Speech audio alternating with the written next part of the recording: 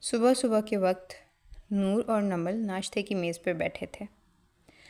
فاطمہ بھی کھانا لگا رہی تھیں۔ امی، میں نے بابا سے بات کی ہے، وہ میرا کسی اچھی سی بزنس یونیورسٹی میں ایڈمیشن کروا دیں گے۔ نور کی آواز پر ماحول کی خاموشی چھٹی۔ نمل بڑی توجہ سے اس کی بات سن رہی تھی۔ آپ کیا کہتے ہیں امی؟ کیسا ہے میرا ڈیسیژن؟ نور نے ایک اور سوال پوچھا۔ صحیح ہے، تمہیں اور تمہارے بابا کو پتہ، جو بھی کرنا ہو آگے۔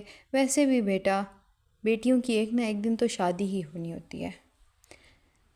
نمل ہمیشہ کوئی نہ کوئی روایتی ماؤں والی بات کر دیا کرتی تھی اور نور حیران ہو جایا کرتی تھی۔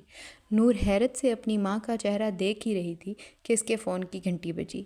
اسکرین پر ایک میسیج چمکا تھا، آئی نیڈ یور ہیلپ۔ پڑ گئی نا میری ضرورت؟ اچھا ہے۔ نور نے خود سے سرگوشی کی اور فون اٹھایا۔ جوابی میسیج ٹائپ کیا، یس آف کورس۔ نور کا میسیج سینڈ ہوتے ہی اگلے کا جواب فوراً سے آیا تھا، جیسے اگلا شخص انتظار میں بیٹھا ہو۔ چلو پھر آ جاؤ جلدی سے، پھر بتاتا ہوں آگے کی سچویشن۔ اگلا میسیج فوراً سے آیا تھا، اوکے 30 منٹس میں پہنچتی ہوں۔ نور نے جوابی میسیج لکھا۔ جواب سینڈ ہونے کے بعد دوبارہ کھانے پر توجہ دی۔ اپنا ناشتہ مکمل کرنے کے بعد وہ اپنی ماں سے مخاطب ہوئی۔ نمل سے بولی، امی، میں نے کچھ سامان لینا ہے، اس لیے تھوڑی دیر مارکیٹ جانا چاہتی ہوں۔ آپ ہر وقت شکایت کرتی ہیں کہ جاتی ہوں، بتاتی نہیں ہوں، اب بتا رہی ہوں۔ شام تک واپس آ جاؤں گی انشاءاللہ۔ نور نے تفصیل بیان کی۔ ٹھیک ہے، احتیاط سے جانا بیٹا اور جلدی آنے کی کوشش کرنا۔ نمل روایتی ماؤں والے لہجے میں بولی تھی۔ اوکے امی، کہتی ہوئی نور اپنے کمرے کی طرف بڑھ گئی۔ چینج وغیرہ کرنے کے بعد وہ خود کو شیشے میں دیکھ رہی تھی۔ ہلکے فیروزی شلوار قمیض میں وہ کافی خوبصورت لگ رہی تھی۔ اچھی تو تم لگ رہی ہو ویسے۔ خیر، دیٹس گڈ۔ اس نے خود کو کمپلیمنٹ کیا اور نکل گئی۔ وہ اس کی بھیجی گئی لوکیشن پر پہنچی تو وہ کھڑا اس کا انتظار کر رہا تھا۔ نور کے گاڑی سے اترتے ہی اس کی طرف بڑھا۔ ویلکم میم، وہ بڑے خوبصورت انداز میں بولا تھا۔ نور بھی جواباً مسکرائی۔ او مائی پلیئر سر۔ نور بھی بڑے ڈرامائی انداز میں بولی تھی۔ ارحم مسکرایا اور اسے کیفے کے اندر چلنے کا اشارہ کیا۔ تو کون سی ہیلپ کی ضرورت ہے آپ کو؟ اس بار بھی گفتگو کے آغاز میں نور نے ہی پہل کی تھی۔ اب وہ دونوں آمنے سامنے بیٹھے تھے۔ ارحم نے اپنے بات کا آغاز کیا۔ یار، دراصل ایک سیریس میٹر ہے۔ مجھے لگتا ہے کہ تم میری اس میں مدد کر سکتی ہو، اس لیے میں نے تمہیں ڈسٹرب کیا، ورنہ میں تمہیں کبھی بھی ڈسٹرب نہ کرتا۔ وہ بہت سنجیدگی سے تمہید باندھ رہا تھا اور نور بھی بڑی توجہ اور غور سے اس کی بات سن رہی تھی۔ وہ پھر بولا، اصل میں نے کسی کو گفٹ دینا ہے۔ وہ ایک لڑکی ہے۔ مجھے نہیں پتہ کہ لڑکیوں کو کیا کیا پسند ہے، اس لیے میں ترکی سے کچھ لا نہیں سکا۔ نور اب بھی اسے بڑے غور سے دیکھ رہی تھی۔ آپ کی چوائس اچھی ہے۔ مجھے لگا کہ اگر آپ میرے ساتھ شاپنگ پہ جائیں گی تو ہم ان کے لیے کچھ اچھا سا پسند کر لیں گے۔ کچھ دیر ارحم کی شکل دیکھنے کے بعد، اس کی شکل کا جائزہ لینے کے بعد نور بہت حیرت سے بولی تھی، آپ کو کب سے عورتوں کی چیزوں میں انٹرسٹ ہونے لگا؟ اور وہ بھی اتنا کہ آپ مجھے اسپیشلی بلا رہے ہیں تاکہ میں آپ کے ساتھ ان کے لیے گفٹ پسند کروا سکوں۔ واو، دیٹس اسٹرینج۔ نور کو شاید یہ بات اچھی نہیں لگی تھی۔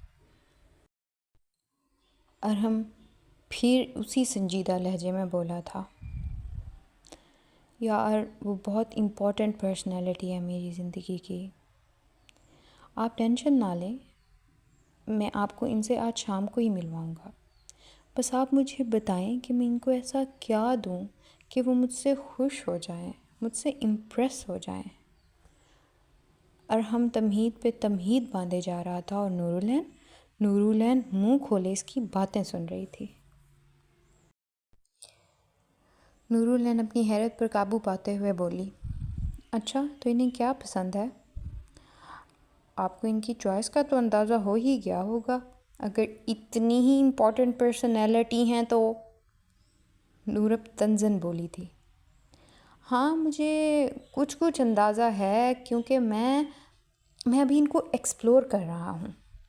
ارحم کا لہجہ جوں کا توں تھا، مگر نور کی حیرت 7ویں آسمان پر پہنچ چکی تھی. اوہ آئی سی. اچھا تو یہ جو اچانک آپ ترکی سے پاکستان آئے ہیں، اسی سلسلے میں آئے ہیں کیا؟ نور نے اپنے دماغ کو 420 کی رفتار پہ دوڑایا تھا. سمجھدار تو ہو آپ. ارحم نے اب باقاعدہ داد دی تھی. تو آپ ان کے لیے کوئی جویلری وغیرہ دیکھ لیں، خرید لیں. عورتوں کو ویسے بھی جویلری بہت پسند ہوتی ہے. ارے ہاں، that's a great idea. Actually مجھے ان کا ٹیسٹ کچھ آپ کے ٹیسٹ سے سملر لگتا ہے، اس لیے میں نے جویلری ترکی سے نہیں خریدی. باقی گفٹس میں ان کے لیے ترکی سے لایا ہوں، مگر مین گفٹ وہ پینڈنگ تھا. تو بغیر کسی تاخیر کے ہم چلیں؟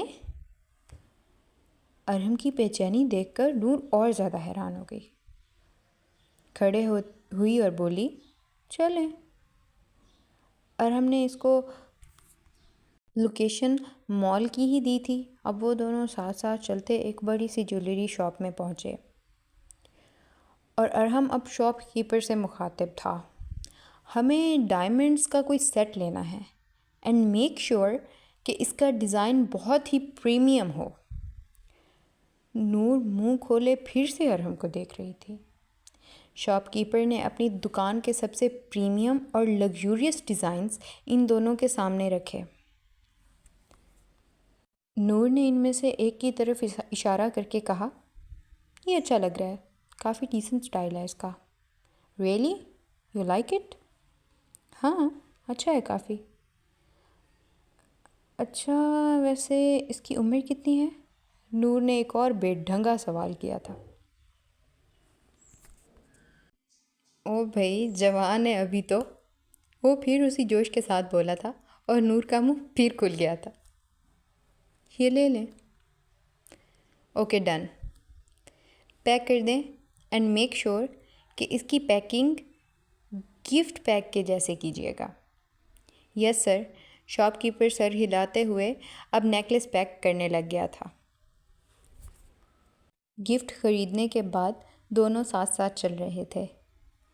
میں نے ویسے آپ کو کبھی اتنا ایکسائٹیڈ دیکھا نہیں ہے. آج تو آپ کی ایکسائٹمنٹ ہواؤں میں ہے. آج بھی گھر جائیں گے یا یہیں رہنے کا ارادہ ہے اور یہیں رہ کے گفٹ بانٹتے پھریں گے؟ نور طنز کی بارش کر رہی تھی. ارے نہیں، آج تو میں ہر حال میں گھر جاؤں گا.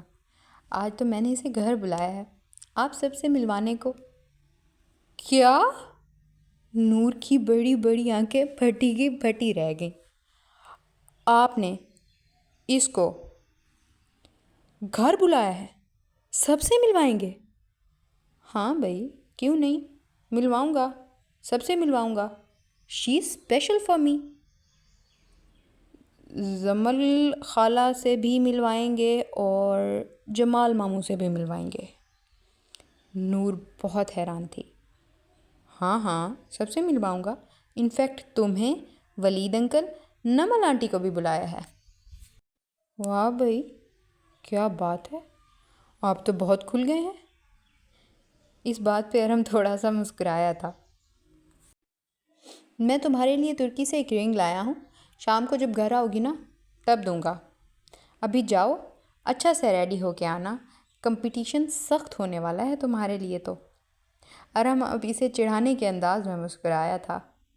بھائی میرا کیا کسی سے کمپٹیشن؟ میری طرف سے وہ جو مرضی پہن کر آئیں، میں کیوں کسی سے کمپٹیشن کرتی پھروں؟ نور اس کی مرضی کے مطابق چڑھی ہوئی تھی۔ اچھا ٹھیک ہے، بٹ آنا ضرور۔ اوکے چلتی ہوں اب میں۔ نور منہ بزورتی ہوئی گاڑی کی طرف بڑھ گئی۔ ارحم دونوں ہاتھ پینٹ کی جیبوں میں ڈالے اسے جاتا دیکھ رہا تھا اور ہنس رہا تھا۔